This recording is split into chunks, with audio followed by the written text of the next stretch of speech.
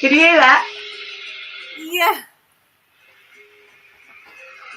Find that in time, with persistence, you will grow stronger. Your awareness will become heightened. It cannot be said that it will take 2 years or even 10. It depends solely upon your effort and your persistence. But in time, you will come to all. Are we ready?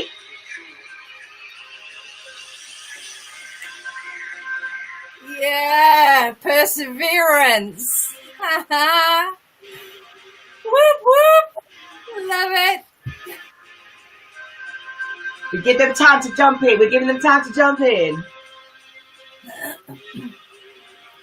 Hey people. Hi.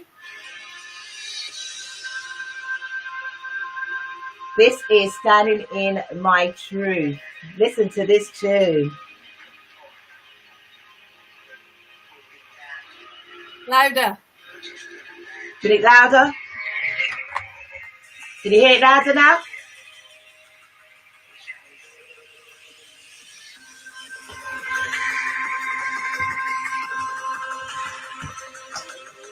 There we go.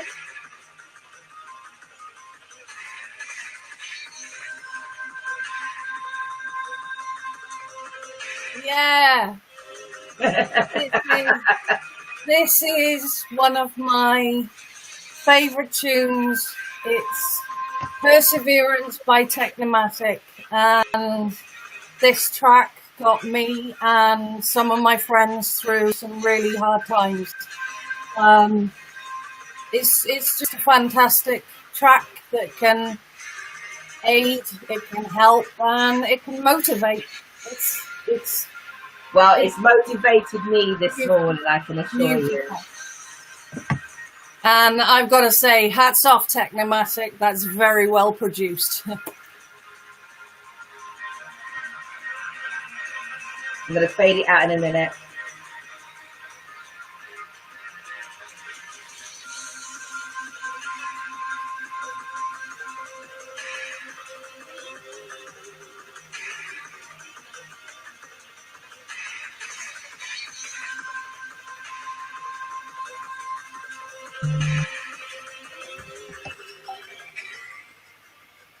Okay, let me bring this down.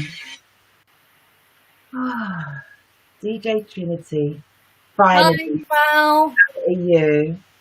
I'm doing okay. I'm a little bit tired today, but And why? After yesterday, I think, right? We won't tell anybody what happened to us yesterday. just a little bit. It is lovely to have you live.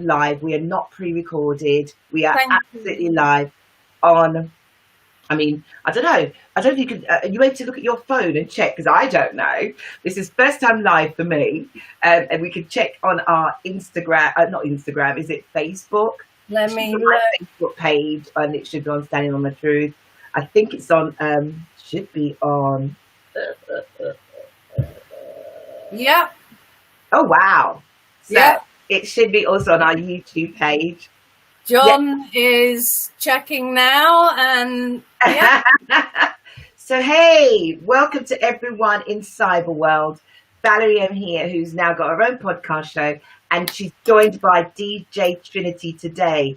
Woo-hoo!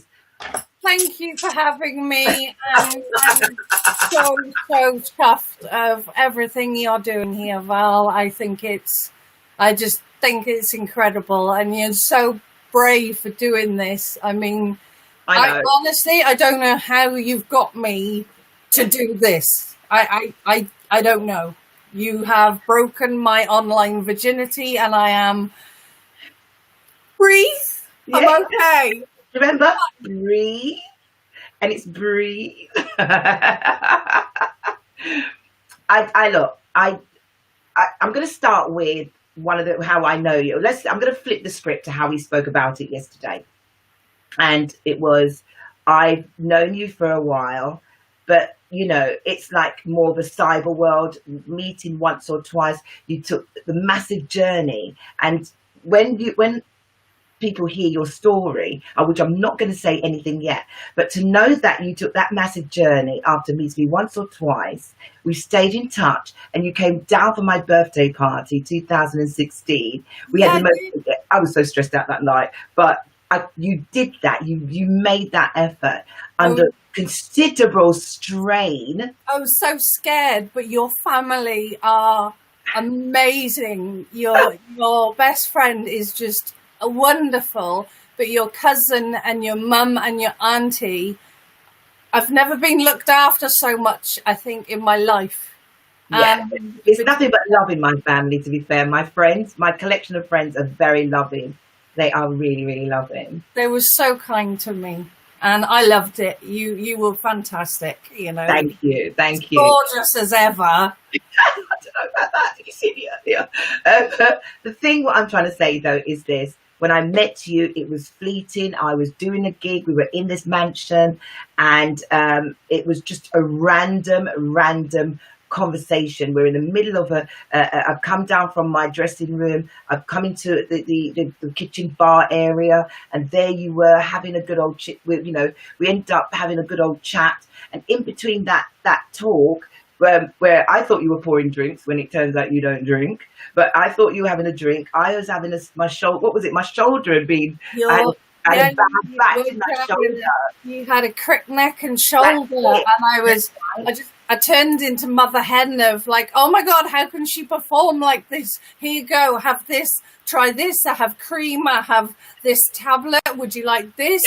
But the thing is, you had all this stuff in your bag, and I literally was looking at you and going, what the hell is she? What's she walking around with so much drugs? Who walks around with all that stuff? But yeah, in the midst of me passing literally a throwaway comment, which was, do you know what I mean? I remember you said, if I seem to be wobbling and falling over, don't worry, I've had an injury. And I remember saying, no, maybe because you've had too much to drink, and you actually don't drink. I bet you thought that moment, what is this crazy girl up to? What do you mean? I'm not going to lie, I didn't think you were crazy. I just thought, because as I do not speak to anyone. When I do a gig, I don't speak to anyone for the first, literally at least an hour before the show, or 2 hours. As it got to about, freestylers now and again, I may do, but I have a ritual which I just don't do. So for me to have come down and then, sort of engaged, there was a reason. There was just a reason. And what you said to me was, I have a spinal injury. I broke my back. And I just remember you saying that. That stuck with me. Yeah. That stuck with me all day. That was probably the easiest way for me back then to explain anything, was to say, I've got a broken back. I've got a bad back. But I never went into it any more than that, which obviously there is a lot more to it than just that, which you, lady, are now going to worm your way out of me. I'll tell you what, let's get to know, before we get into that, introduce yourself. Okay. Trinity. Hi, my name's Kez. I'm originally from the mountains of mid Wales. I grew up in a quite large family. I have a huge extended family. I'm Welsh and proud. I'm a Celt, and I grew up enjoying nature, riding motocross bikes, my mountain bike all over the mountains. I was in cadets for 4 years. I was part of the Welsh rifle team, which, that was a long time ago, but it's it was skills that you have for mountain areas. So I then moved to uni to South Wales. I ended up doing different courses, 2 different HNDs. In what subjects? In what subjects were they? So I did multimedia computing, and then I moved to sound engineering. Ah, interesting. Because while I'd started uni, I had already been in the rave scene. And while I was in the rave scene, the first thing I learned was MCing. But I used to hide behind the speaker stacks so nobody knows me. Are you real? Yeah. Yeah. So hold on. Let's scoot on. Hold on a second. So when did you actually start putting on events? Was that at uni? Yeah. So it was probably year 2000. I would have been about 20. At the same time as uni, I was also working in a bar, and running running a dance event in South Wales. And then from that point, I got picked up by other promotions to play for them and ended up DJing all over the UK. In your capacity as an event, so I mean, I know that you're a DJ. We'll come on to that. But in your capacity of being an event promoter, what sort of people were you booking and bringing into these different venues? I mean, Wales has got a big nightlife, but it's little pods of areas, isn't it? Yes. So I've gigged there a few times, so I know. But what sort of music, class of events were you putting on? Okay, so when I was involved in the rave scene, obviously that was all underground, mountains, forestries, quarries, that kind of thing. And it was a bit of a free-for-all of different crews getting together. Yeah, but this is how I learned. I was taught how to lug stuff up mountains, climb trees and put lasers up there, Wow. But then when it came to actually me putting events on, because it was then within a venue, this then became me hiring all sorts of different DJs. I had people like Gareth Cortez, good friend of mine, lovely guy. Obviously, I then started playing for Bionic with Ian Hollyman, Callie, and Callie and Juice, and Brian M. and McBunn. So I played with those guys quite a bit, all around South Wales. And South Wales, yeah. Did you get to go outside of South Wales? Where did you? Yeah. I know that you have. I just want people to get a brief history of you're not just in a little subdivision district. You are. I then did Tribe of Frog in Bristol. I've played warehouses in London. I obviously warmed up for you guys, which was thank you, Robin Whelan's, Kazmash, R.I.P. lady. But those guys set me up to warm up for you guys at the mansion where I met you. They're great guys. Well, simply because even though Kaz has passed, great lady. It's funny because we were supposed to do a gig with her, and she died before she could put it on for her birthday. Well, as Robin had come and picked up my record box, obviously I'd seen the record box move and I was up.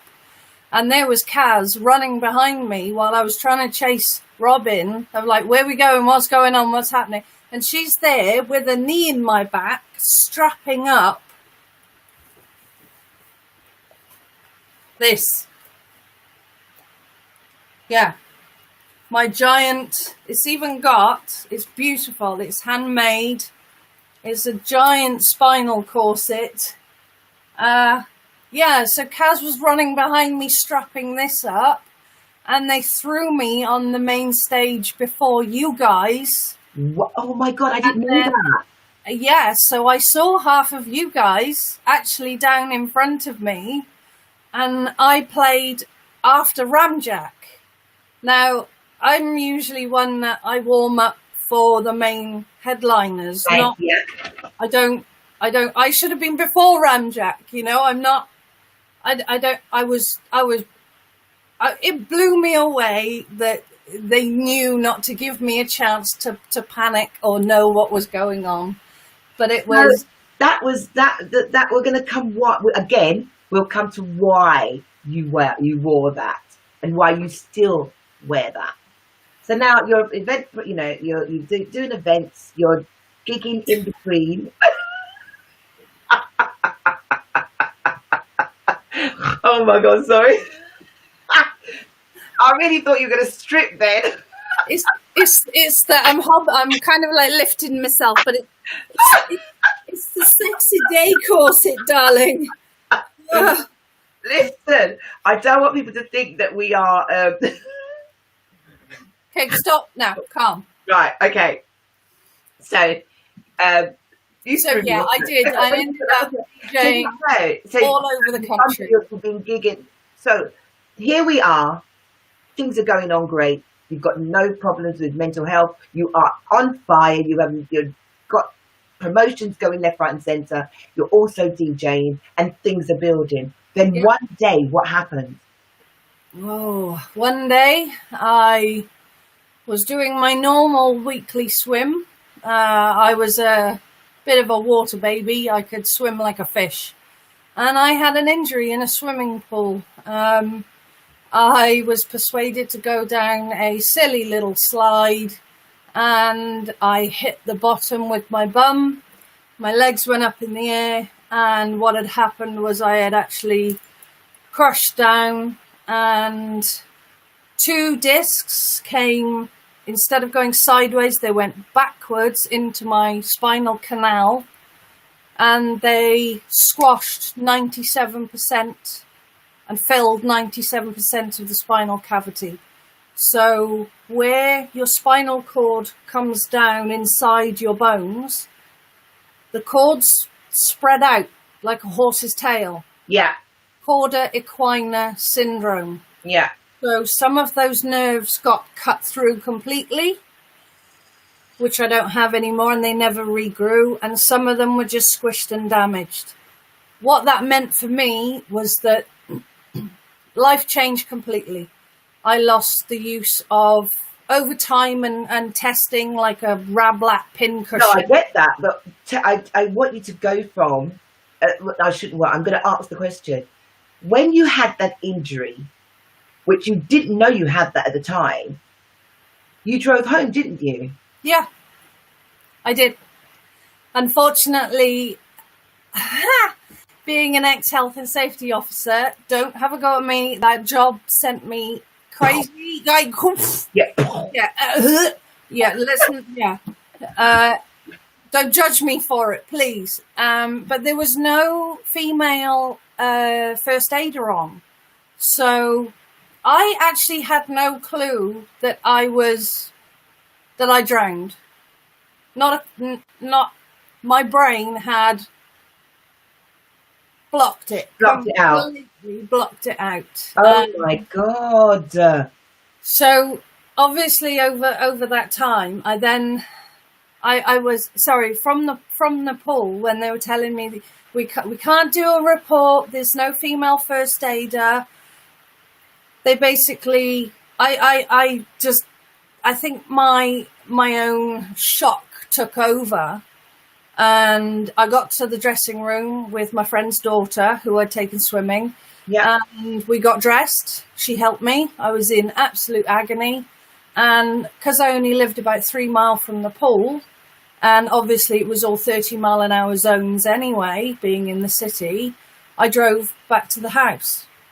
I went to the doctors the next day, and I was just given painkillers and basically slept on the floor in the living room for about 2 weeks. Thinking that, it's just a normal backache. That's just how it is. Yeah. And now you're becoming a zombie. Yeah. Basically, it took 8 months for me to have my first physio appointment. My physio took one look at me and said, "Oh my God, I'm not touching you. You have 2 slip discs. I'm calling an ambulance right now." 8 months before. Yeah. We're not in, that wasn't even in COVID. That That was normal times. That was, it happened in 2007. But it still took 8 months from the time you went to your GP to say, I've had this accident, my back is now out of shape. And they fed you with pills in the meantime. Yeah. Yeah. How was that effect on you up until that point? What was the effect on you? It was quite bloody hard because nobody believed me. Because everybody was telling me there's nothing wrong with you. Obviously, when a doctor tells you that, you believe them. So, of course. I carried on. I carried on cooking. I carried on doing washing and getting washing baskets out. But I was kind of like sliding things across the floor, you know, or getting up and down the stairs on my bum. Yeah. I couldn't get it in and out the bath, so it was showers only. Yeah. And then my back was so bad that I decided, and the thing was that I got attempted mugged twice while I was on my crutches. What? Yeah. So we moved. We moved out to the countryside. While you're on crutches, you got attacked as well. Attempted. Yeah. Twice. Yeah. But come on. No, I wasn't worried. It's your truth. I'm not sure. To be honest, Val, at that point in time, I was so fearless that I took the knife off them and put it down the drain. Sorry. I had my crutches. I'm just doing this. Let's just pump up those. I think what was going through my head at the time was, dude, I am in more pain than you can imagine. If you think that pulling that knife on me is going to give you anything, you are sorely mistaken. Oh my God. That was like, try me. Hello, try me. Yeah. Oh, so you moved because of that. You're now on crutches, and then you see the specialist. The specialist then tells you that, what did this specialist say? I'm not touching you. Where did the specialist send you? Okay, so the physio then sent me to have the x-ray. This was while we were still in the city in Cardiff. And I found out I had 2 slip discs. So I'd seen the osteosurgeon while living in Cardiff, but it had explained that we were moving to a bigger house, flatter, would make life easier for me. He said, that's fine as long as you can come back for surgery. I went back for surgery and it didn't go so well. In what way? What happened? Well, first of all, my surgery was in 2009. That's 18 months after my injury. That means everything had fused together. That means they had to cut through sinew, bone, and shit. Oh. Yeah, and you know the funny thing is, I've actually watched my surgery. Ah, stop it! Yeah, you're too gruesome. But unfortunately, it didn't go well. I was left still in a serious amount of pain and some very strange symptoms that I kept trying to explain to people, and they just weren't listening to me. So in the end, in 2011, I paid to go to Harley Street, the London Spine Clinic, to see Mr. Dan Plev, who is the most awesome, lovely, highest neurosurgeon in the country. He even shared his panini with me and even kicked my boyfriend at the time out of the room because he was a little bit controlling and trying to take over questions when obviously they were done about you at me. So he did full testing. He looked at all of the MRIs. He looked at absolutely everything. I even had electrodes put in my legs again. And this is all after the original operation that you had under the NHS. Yes. So this doctor just said, my obligation to you is this. Yes, you've had 2 slip discs. Yes, you've had this incident. Here's a bag of pills. I'm going to do what I'm obligated to do, which is to go in, do something to make you feel. But then at the end of the day, he then turns around and tells you that, I'm sorry, I've done enough for you. You'll never do the same ever again. You've got it exactly right. It's ridiculous. Excuse me. His exact words to me were, I've fixed your discs. I've fixed your spine. I don't know what else I can do for you. Oh my God. He said, I'm very sorry, but you're probably never likely going to walk again. My response to him, because I was so angry, was, excuse my language, and I won't say it fully, but don't ever tell a little Welsh girl that she's never going to do something. You effing well watch me. And it's taken a long time. And, you know, I've got my trusty wheelchair. Sorry, it's the things that you do. You sort of go like, where's my wheelchair? Yeah, it's weird. Where's the walking stick? Where's the walking stick? I've been told you got the. She customized her walking stick. It's even UV and reflective. When I'm in a club, they know I'm in a club because they get out my way. I love it. I love it. You've got the customized walking stick. What else have you customized? We should be laughing. At least we can laugh at this point. Do you know have to. You After going to the Harley Street, you were left with a bag of pills. Woo! A bag of news that I wasn't really expecting. 2 weeks later, I had this massive pages of report from Mr. Dan Plev, and explained that I had quadriquina syndrome and that my nerves were crushed. Can you explain what that is? Okay, so where I'd said that those nerve endings had got squished or cut through, what it means is that you are then left with, imagine, the way I can explain it to people is, what I lost through those nerves was, breathe.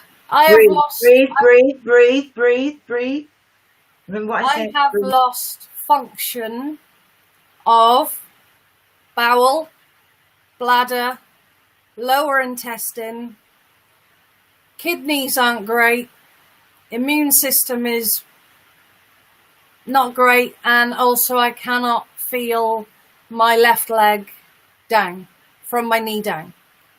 So I have to wear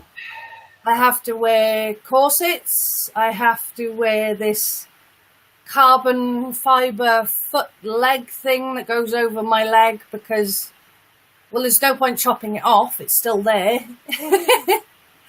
I can't laugh at that. It's just I have to use equipment to use the toilet. And, oh, my darling, don't I have such wonderful complexion for a 40-year-old? Yeah, you certainly do. Oh, my. So, okay, here's the truth. I basically have to use a pump that gives me a colonic every day. Yeah. Laugh. Do it. Laugh. We call it pumpsy. When you sent the message to me and said, I'm going to have to do a pumsy, I kept thinking, what song's that? So I don't show me! I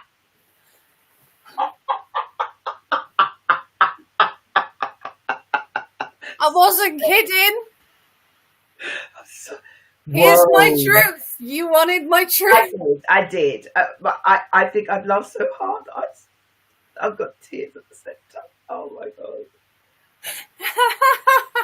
So this, you have to have a you have to have a colonic irrigation every day. This Yeah. you're clumsy because of everything that's happened to you. They say in a Jamaican way. They say, I'm going to say it in Jamaica. They say you take bad things and make joke. Yeah. You take bad things and you joke about it because that is just our coping mechanism. Do you know, I actually know quite a few Jamaicans. Oh, right. So you understood what I was saying. Understand that completely. Yeah. So basically, you know, it's the fact that I know for a fact that it was hard up until even about 2 weeks ago to even discuss all of this. So, you know, whilst I want to say it halfway through, I still commend you for standing in your truth, because people don't get it. They only see the outside. They don't see what's going on the inside. They don't. Nobody sees anything, but I think I've finally realised that that's actually my fault. I refused to show anybody. I moved so that people didn't know. I think we're all guilty of that. I didn't tell my family for a long time, and I didn't ask for help. I refused. I felt like once I'd had that report off of Mr. Plev that I was a burden for the rest of my life. What was your relationship like?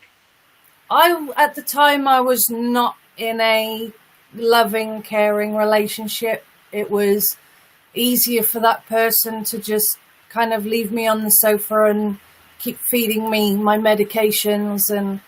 But when I saw Mr. Plev, obviously he then in the report he'd sent all these guidelines and recommendations and everything, which I'd never heard before. This was all new to me. So for the first time I kind of had a little bit of hope of like, if I do all of this, if I manage every step that he is saying in the guidelines, can I get somewhere in life? Can I? So I think something just sparked in me that just said, right, I'm taking this back. I'm taking my life back. I'm no longer, I refuse to be a dribbling mess from medications just handed out to you over the counter from the doctors. One of my doctors actually had to Google my condition while I was there. Because they didn't understand it. It was new to them. Yeah. So this is what was happening to you. Yeah.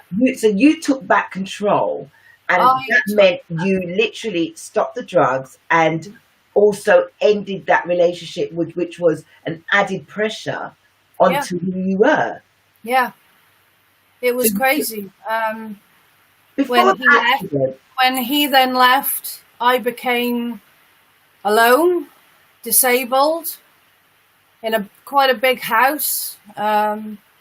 So in all honesty, what I decided to do was, the house was falling down and I thought, well, so am I. So if I do physio, and I had some amazing physiotherapists, and obviously I had to learn to walk again. I was on the monkey bars, everything else. But when I had started to maneuver a bit more, I decided, well, the house can help me train and I'll help it. So I renovated a 150-year-old ex-vicarage. Whilst with a girdle, with a wheelchair, and with a Zimmer frame, as we want to call it, all of this, you inspired your own self through the peer group. Because remember, you're part of a peer group of people who have that syndrome. Yeah.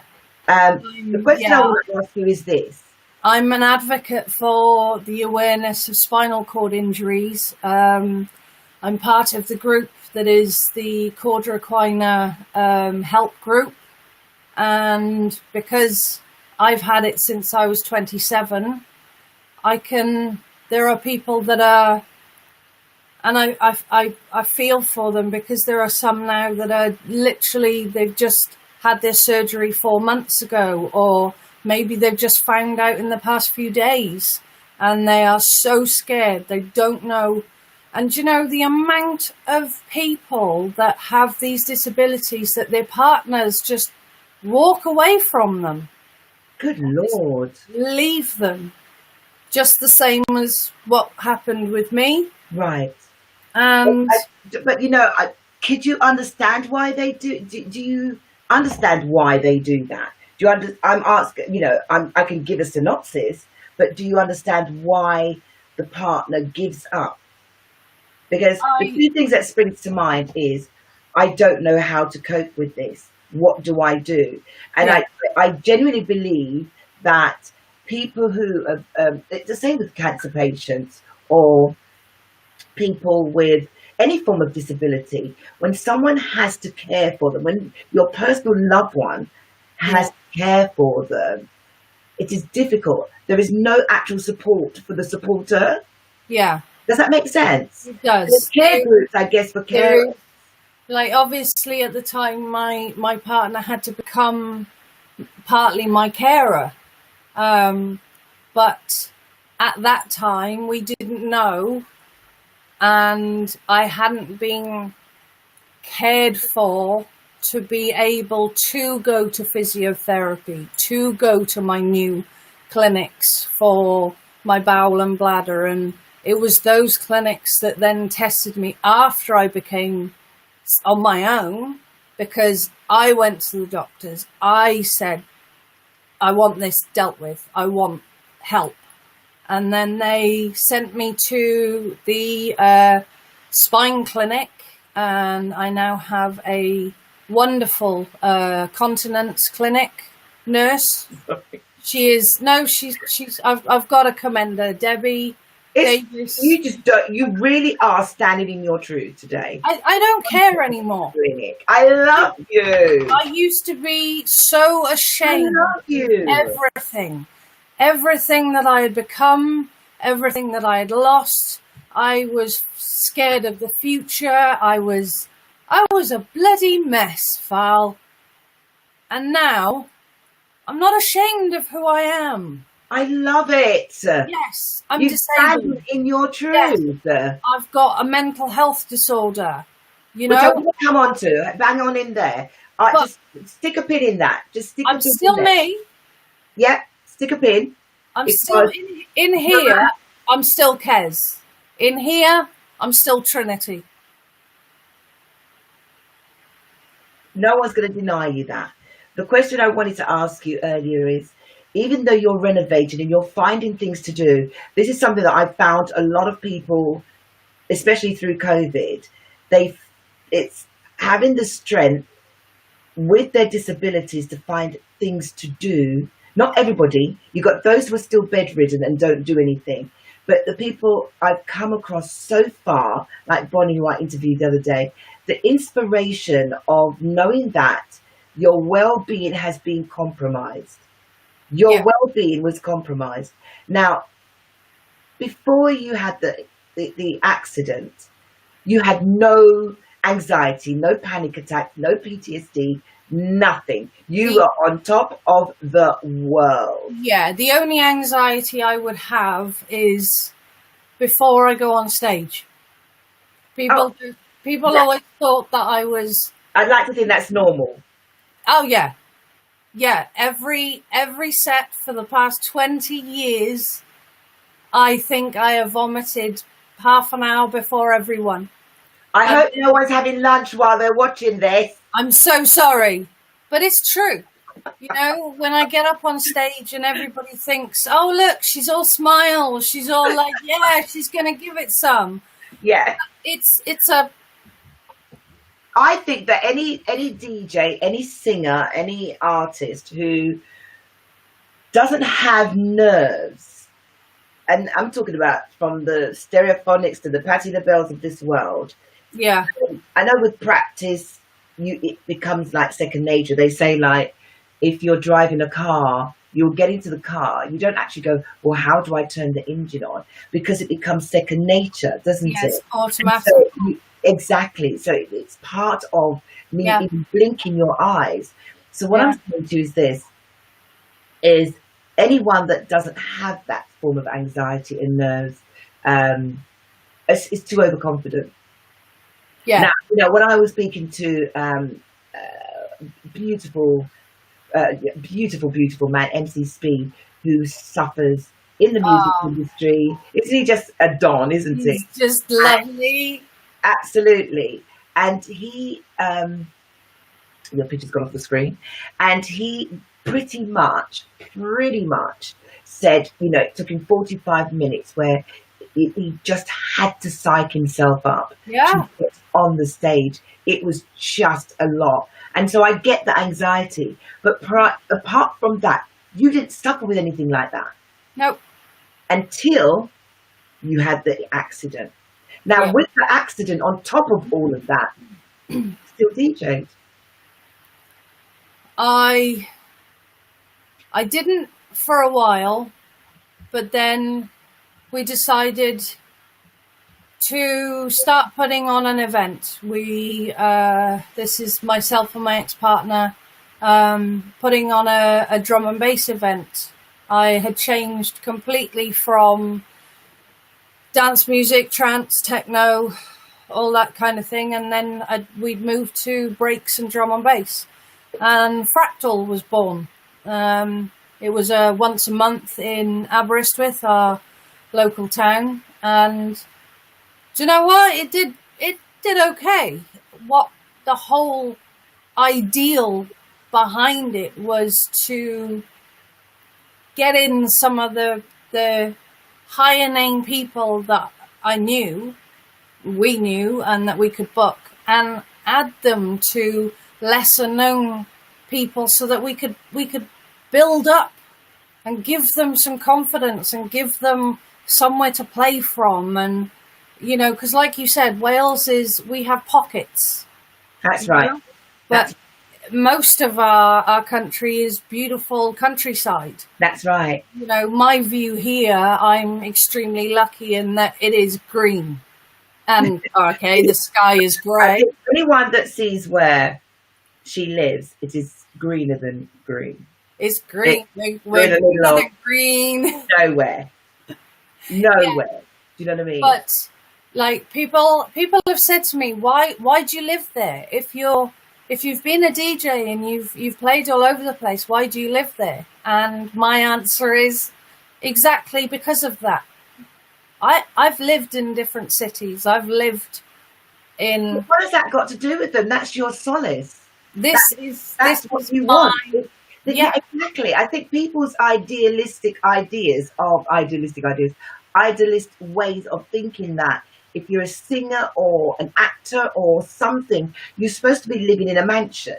Yeah. You know, I truly believe that, you know, people who show or wear their wares of what they have or they perceive to have, they don't actually have that. Yeah. Do you know what I'm saying to you? Yeah. Nobody knows how they went about getting it. They see the facade I completely put outside. Yeah. So I'm going to drag us back in because I don't want to drag on to, you know, I want us to make sure we stay within the hour of this show, which is how you cope with your PTSD. You've got the anxiety. You're still DJing. Now, even through COVID, which has just got even worse, how are you coping? Well, once I then part ways with the chap I was with at the time, I suddenly realised that there was something wrong here. The one day I was just laying there and realised this isn't right. My head is not right. I went to the doctors. I explained what was going on. I had basically demanded help so that I didn't have to take any more medication. I refused. They offered me 3 different types of antidepressants or whatever nasty ass tablets Why do they always think that's the answer? This is it, and that's what annoys me. So that's the answer. Yeah, and it's not. That is really not the answer at all. What there's natural ways of dealing with depression and anxiety. Yeah, there is. And, do you know what I mean? And panic attacks. But some doctors are so lazy. And I'm sorry, you know, I have to call you guys out, standing in my truth.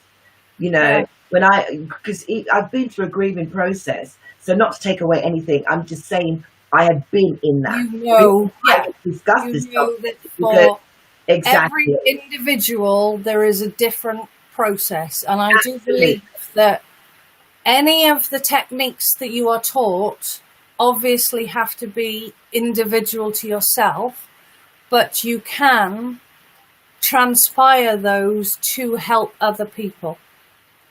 Music, for me, so I was then sent to a psychology unit. I felt a bit, oh look, she's going to a shrink. So the first two, I didn't click with. We didn't get on. I was, and I'm allowed to say that, I was truthful. So I'd spoken to them both, and they said, hold on a minute. So lucky for me, along came their boss, who decided to take on my challenge. Here you are. 3.5 years I was with her. And, you know, I had to be tested. I had to have all these questionnaires and everything else. And then you have a starting grade, and then you see how your progress goes over the 3.5 years. She diagnosed me with PTSD. To be quite honest, when she first said that to me, I know this is wrong now, but I laughed. I laughed, and I laughed in her face. Why? Because... Was that a nervous laugh? No, I said, you're bloody stupid. I haven't got PTSD. That's what affects, you know, armed forces and the poor people who have done their jobs, and that's who it affects. And what I actually found out was that's so wrong. It's all about the mind. And apparently PTSD is something that affects the strong-minded. Oh, amen. The strong-willed and the stubborn. Come on, you've got people that are in the army. They pick up a gun to shoot and kill other human beings, even though they are the most pacified people. Yeah. But they're fighting for their country. So, and they have to suppress all their feelings. Yeah, you've got to... When they come back, it's like... down. So anybody who is so strong-willed and has had a near-death experience or post-traumatic stress disorder. Now, the disorder means that you have had it for more than 3 years. Oh, obviously. So PTS is something that you have from 0 to 3. Yeah. That's right. PTSD. So for me, what that entails is I have nightmares of drowning. I wake up drowning and my throat is gargling. I can see all the bubbles. Hold on. That's just triggered me. I just, 1 sec.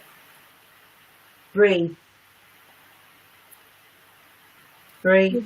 Your brain becomes a detriment to your body because you refuse to show any emotion, because you fake the emotions. It comes out in your body. Your brain forces it through your body. So it's called survival mode. Yeah. That's what it closes up your throat, your chest. Yeah. I thought I was having asthma attacks. No, you having a panic attack. Full panic attacks, making me nauseous. My mouth runs just as it does then. But I've learned, like yesterday, after speaking to you, it was, my head was gudum, gudum, gudum. I was hanging over a thing like this going, uh-oh, oh, this isn't good. But then once you got it out, once you faced your truth, did you not feel the weight that came from here, and it just literally it's going to take a few days. I mean, but that was yesterday. Today, how do you feel? Today I've actually woken up and like I messaged you saying like I've not slept much. I'm a bit tired, but do you know what? Get it out, man. Like, Yes. this is it. Yes. Look, I have to. Here's my truth. My name is Kez. The irony is I have CES. Kez has Kez. You know? Ugh. I have Cordero syndrome. I have PTSD. I am still a DJ. I am now a producer. And I can still carry on. I do have bad days. I do spend a lot of time bedbound. But I am in one of the most fortunate positions that since I moved here with my best friend, and if it wasn't for Yeah. whoop, whoop, John Khan, DJ Protege, keep an eye out for this guy. He's gonna go well. Yeah. And again, if it wasn't for my mum, my dad, like friends like Martha, Vicky, Fee, you know, I wouldn't have been able to do this stuff. They are the ones that have, and you know, the amount, come on, the amount of messages you sent me just saying, go on, girl, just release that tune, will you? And I read it going, okay, I wasn't expecting what the public that. don't know is that while she's been in bed, she's grabbed her laptop and started to produce. She sent me the track and she said, I'm trying. It's like I could read it through the text. It was like, I'm trying to do this track. And it's the first thing, what should I do? So I went, hold on a second. So I listened and I was, hold on, let me show you. Oh no, you're not going to play it. No, I'm going to be like, oh yeah. I was skanking. And I tried to skank through the phone at her, but I couldn't. I literally left it playing and I sent you a message and I said, badass tune. I was like, oh my God, are you sitting on this tune? And, you know, she has now gone on and she's producing in her sick bed. And she's on her fourth one. And she's going, I'm going to really, shut up, Kez, just release the damn tune. That's what I said. And I did. And so I released it to YouTube and SoundCloud, because SoundCloud has all my DJ mixes, which is everything from trance, breaks to drum and bass. But this first track that I released was, the reason it was called Pain in My Game is that at the time, oh God, you're going to pee. I had 2 slip discs. I hope nobody is eating food. I had 2 slip like Rusty discs. Lee, sorry. So 2 slip discs created a cross between drum and bass and orchestra, a track that was called The Pain in My Game. Right, I tell you what, stop right there, because we're coming to the end of this show. I need you to toddle over. Sorry, pardon the pun. I want you to toddle over and quickly play that. I want you to play us out today. Okay. I know it's going to take a while. So I know you just take your time, walk over while I'm still talking. Do you know what I mean? What I'm going to do is, sorry, I'm going to put Technomatic Perseverance on, and I might be able to mix one tune today. Just give me 1 or 2 tunes. That's enough. We don't need. I just need you to play us out while Kez is walking over. Everybody, let me just say there was something that she mentioned to me. Go. While I'm talking, there was something that you mentioned, which was where you've had a lot of not backlash, but you've not had really great feedback from people. You're you're out there. You help a lot of people, and she said to me that it was disturbing that people watch her live. It was disturbing that they didn't have anything good to say. They always had I don't want to use the word jealousy, but they had, it's, I think a lot of people get that.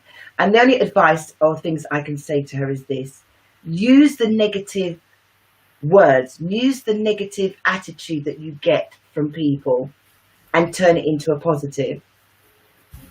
Use the negative vibes and inspire yourself to be the best you. And here she goes. Everybody, as you can see, she's, I'm sorry, I had to let her play a tune. So this is DJ Trinity from Wavelength Promotions playing us out. Thank you to anyone that has watched us today.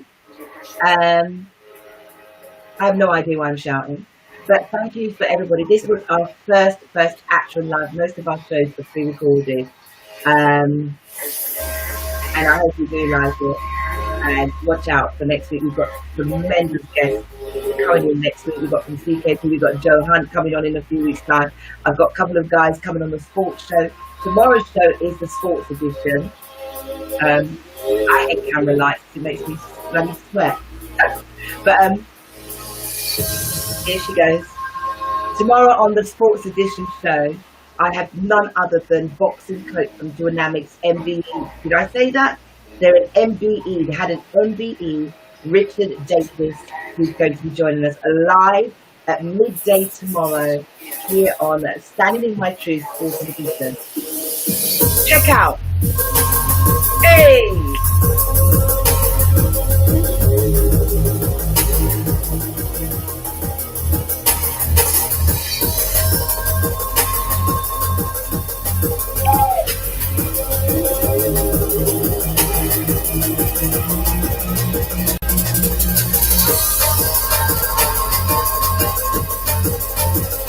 Have a great Friday!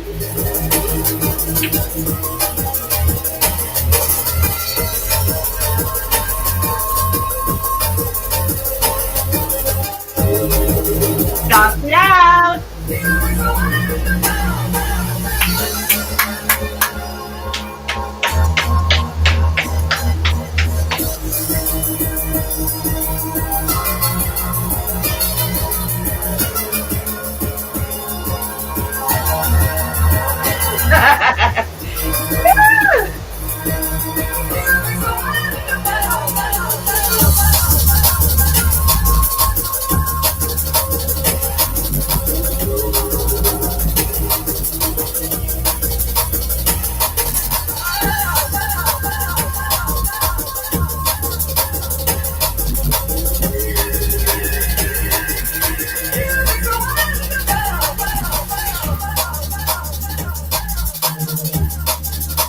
Bye, everybody. See you tomorrow. Why am I shouting? I think because I can hear the music. Night, guys.